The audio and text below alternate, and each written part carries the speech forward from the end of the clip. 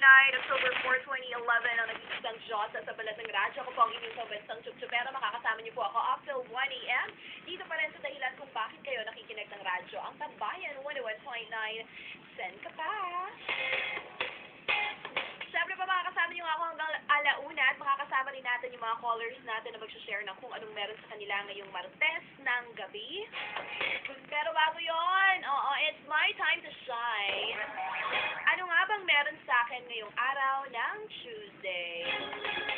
It's a very, very long day for me, a productive Tuesday, kasi nag-start ang umaga ko, alas 6 pa lang ng umaga, abay gising na po ako para sa Tambayan on the Go.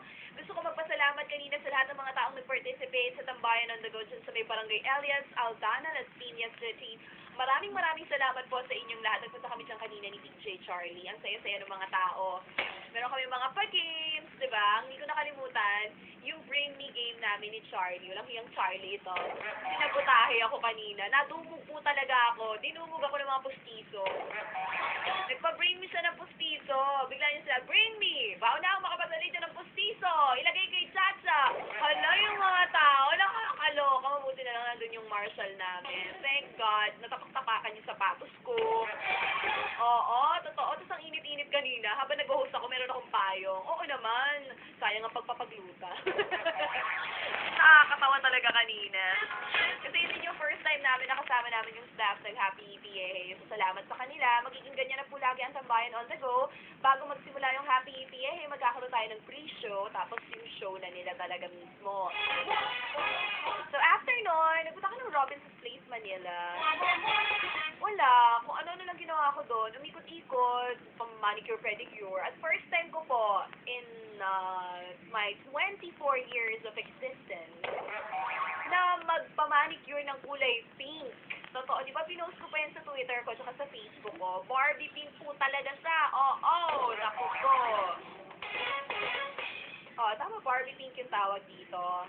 Pinost ko din yung picture, tinatanong ko kayo kung bagay ba. Kaya first time ko lang po magpa-manicure, pedicure ng kulay Barbie pink kasi feeling sa morena, hindi ako morena sa dugyuting gusto.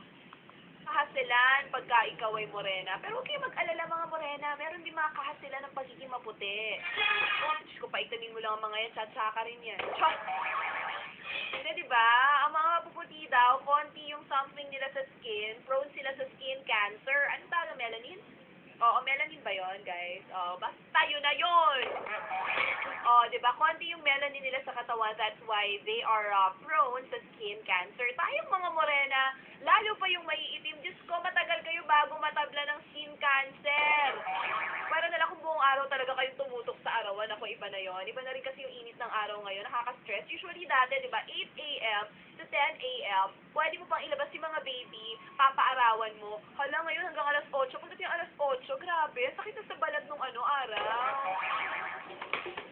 Well, mabalik tayo sa mga ginawa ko kanina. Ayan, nagpa-manicure, pedicure nga ako. And it's my first time na at may sumasamping sa akin lalamunan. It's my first time na magpa-Barbie pink nail polish. And I love it. In fairness naman, bagay naman pala. Nasa pagdadala lang pala talaga yan. Saka wala naman talaga yan sa kulay ng kuko. Nasa kulay yan ng labi. Chos lang.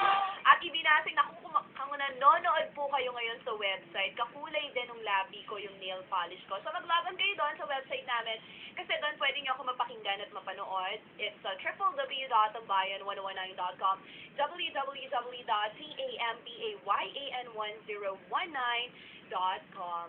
Nasahawi ako ng bahay. Mga alas 3 na ng hapon. So umalis ako ng alas 7, nakauwi ako ng alas 3. Nagkaroon pa ako ng time magpahinga. Pero pag uwi ko kasi hindi ako agad nakatulog. Wala akong ginawa kundi mag-picture na mag-picture.